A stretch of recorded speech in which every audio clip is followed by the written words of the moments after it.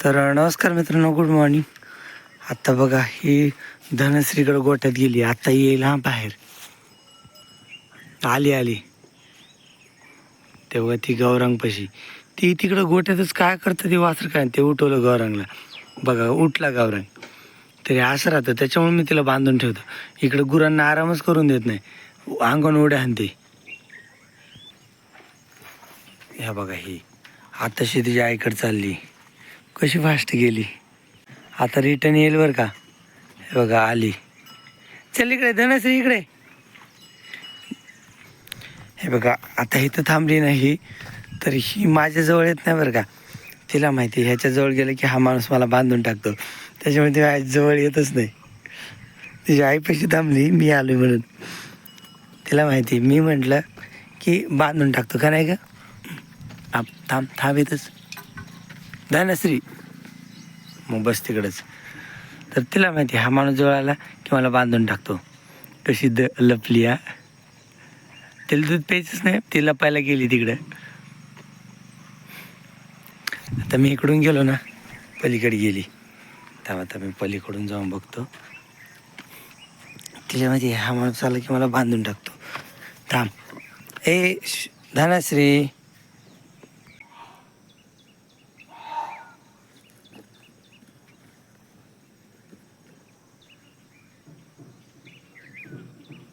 गोठ्यात मी सकाळी जेवण केलं आणि झोपलो होतं, कारण की रात्री काल पेरलेलं ज्वारी होती ना, तर ती रात्री मी भिजवली, तर त्याच्यामुळे मी झोपलो होतो. तर आता 1 वाजली. बैलांना पाणी प्यायला उशीर झाला आहे थोडासा. बैलांना पाणी पाजतो, बाकी सगळ्यांना पाणी झालं आहे. फक्त बैल आणि हिऱ्याच पाणी पाजायचं राहिलं आहे. नाही तर बादल पण पाणी पिलं आहे आणि पाणी पिलं आहे. गुरं खात आहे दुपारच्याला काही, म्हणजे गव्हाणे थोडंफार ऊस शिल्लक असतो ना. गुरं ऊसाला एकदम म्हणजे कंटाळलेत. ऊसाची कुट्टी कशी शिल्लक ठेवतात. तरी पण बघा आज सार्वजनिक कसं जागेवर गुपचूप खाल्लं की नाही सगळं. आता चिमण्यापुढं पण हे फक्त म्हणजे ऊसाचा कचराच शिल्लक आहे, म्हणजे पाचरट म्हणतात ना, पाचरट आणि थोड्याशा चुईट्या शिल्लक आहेत.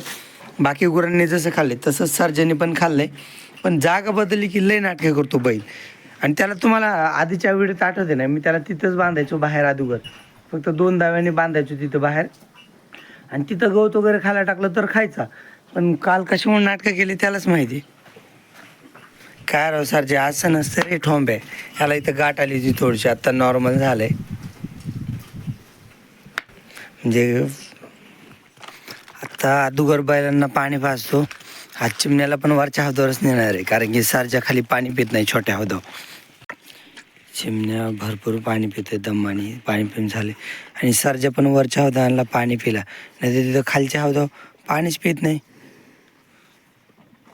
त्या पिऊन झाले सरजा. आत्ता 1-2 घोट शेवटला पिन, नाही तर पाणी पिऊन झाले याचं. सरजा उठ, चल उठ सरजा. आज बैल जाणार आहेत कामावर. तर बैल घेऊन मी आले काटणातल्या शेतात, म्हणजे आऊत पण आणले. ऊसाला आऊत आणायचे. ऊस तर किती उगून आलाय मोठाला. मी तर कधी आलो होतो लास्ट टाईम बादलला आणलं ना, त्यावेळेस इकडून आलो होतो. त्यावेळेस ऊस बघितला तर थोडा थोडा हिरवा होता, म्हणजे थोडा थोडा फुटला होता. आणि ह्याला तर मशागत पण केली एकदा. मला तर माहीत पण नाही ह्याला मशागत केलेली. ऊसाला मशागत केली त्यावेळेस मी बाहेर गेलो होतो वाटते, कुठे शर्यतीला गेलो वाटते त्या दिवशी. नाही राहू बा जमतंय. आत्ता मी 3 तास आणलेत बरं का आवताचे. आणि आता मला घरी जायचं नाही पेर तोडायला. पप्पा आवत आणतायत. बरे बैलांना अशीच मशागत पाहिजे, तेव्हा कुठं सरजा खाईन. खेळा बारीक होत नाहीत ना पप्पा, खेळा बारीक. हसून नाही आला तुम्ही. बरं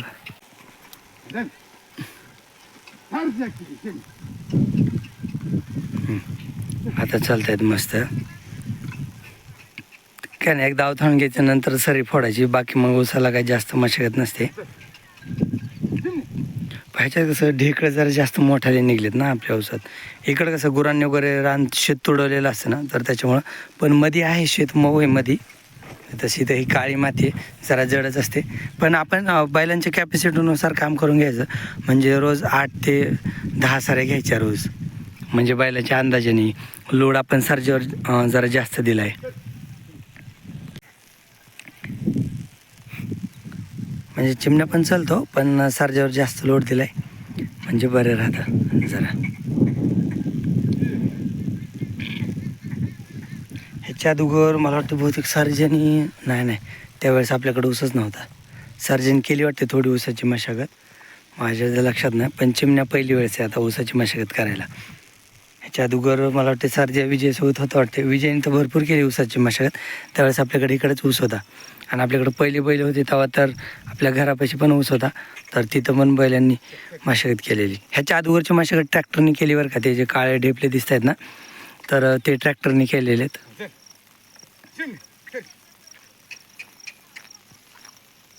जरा लोडचं काम आहे त्याच्यामुळे बैल दमाने चालतात, पण ठीक आहे. आपण चिमण्याच्या अंदाजानुसारच काम करून घ्यायचं आपल्याला.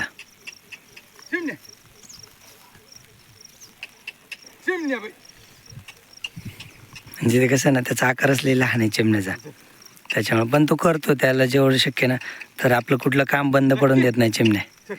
चालतं. आणि ऊसाच्या मशागतीच काम आहे हे दमानेच असतो हळूहळूच,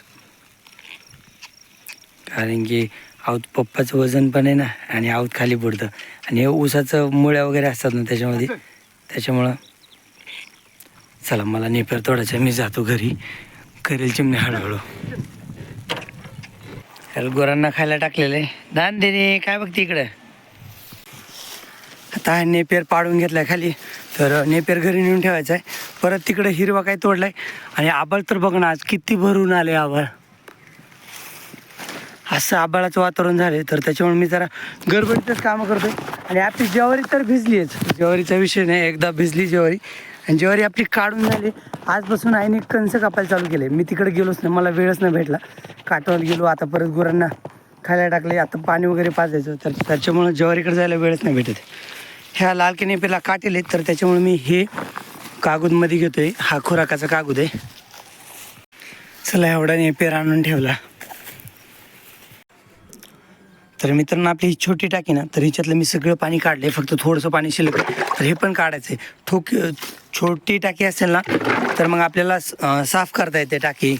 आता हिला मी दर 2-3 दिवसाला धुवून घ्यायचं, पाणी बदलायचं. पाणी तसं खराब होत नाही, पण तरी पण बदलून घ्यायचं. हां चांगलं पळवीस. थांब आता मला घेऊ दे एक चक्कर, मी इथून आणतो ना हाता बसून. अर्धर बाबा मला जायचं काटमात. मित्रांनो आता मी बसतो बरं का बाजूवर, तसं तर भडून त्याचा घामच काढलाय, सगळं ओलं झालंय, भडून त्याचा घामच काढलाय, पण चालतंय तर. हो घाम निघलाय ते काय खालून, हो घाम निघलाय पायात, आणि त्याच्यात इकडून मागून तर फेसच आलाय. चालतंय, त्याला उद्या धुवून काढेन मी, काय अडचण नाही. काय मला हात लाव ना पलीकडून.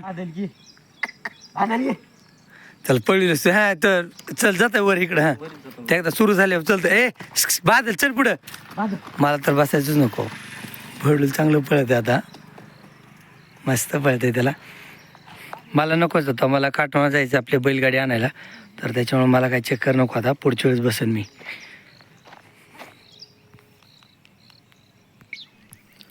भडू लय लांब गेला त्याच्यावर. आत्ता कसं नवीन पाणी भरून घेत आहोत, तेवढा आहोत अर्ध्याच्या पुढं भरला की मग गुरांना पाणी पाजायला चालू करायचं. लुटलुटी घेतली त्यांनी. आज त्याचं काम निघलं, आल्यापासून पहिल्यांदा असं पळीला आणलं. त्या दिवशी ह्यापेक्षा जास्त काम निघलं होतं, त्या दिवशी ओलं झालं सगळं. बादल आहे झालं असं त्याचं पाणीच किती 2 लिटर पित आहे ते.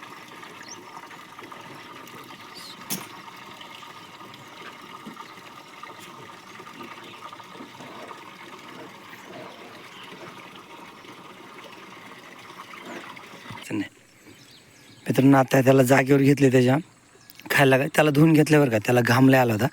आधीवर पाणी पण दिलं त्याला आपल्या हौदावर. मग पाणी पिल्यानंतर परत लगाम घातला. लुटलुटी तर ते घेऊनच आलं होतं. परत मस्त पाणीवरून थंड केलं त्याला, आणि आता खायला पण लागलं. लय पळवले असते त्याला भेडूनी.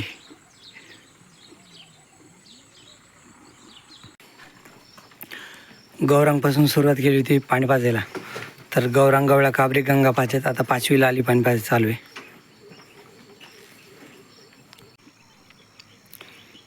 हे 2 आणि खिलरी आणि सर्जा हे 4 जण पाणी पित नाही त्यावर खालच्या हौदावर. त्यांच्यासाठी इकडं वरच्या हौदावर यावं लागतं. त्यांना काय ते ताजं पाणी हे शिळं पाणी, त्यांना त्याची फरक नाही. ह्यांना फक्त मोठ्या हौदावर पाणी प्यायचे. सर्जा खिलरी आणि ह्या दोघी राणी आणि वृंदा. ए नंदिनी तुला पाण्यावर आणले मी. बर बर बर हाण उड्या. तिला सवयच लागली उड्याची. पाणी पी. मीच तिला इथं आणत असतो. पप्पा तिला जागेवरच पाणी पाजतात त्या डबक्यामध्ये. पण मीच तिला छोटी बकेट आहे ना त्याच्यात पाणी पाजतात. पण मीच तिला इकडे आणलं होतं रे. पेती बघा तब्येत छान आहे बरं का. म्हणजे मेंटेन राहिली तिची. मला तर वाटलं लईच खराब होईल, आपल्या वृंदाच्या पिल्लीसारखी खराब होईल, पण तशी काय नाही. पप्पांनी बैलगाडी झुपून आणली. दुपारी मी गेलो होतो बैलगाडी झुपून द्यायला, पण आता पप्पांनी स्वतः झुपून आणली. ए बस बस बस. अरे आपली बैलगाडी ना, त्यालाच घाबरती गाडी. बस बस बस, तुला उद्या मोकळं सोडून. आता चला आपलं दूध काढायचं.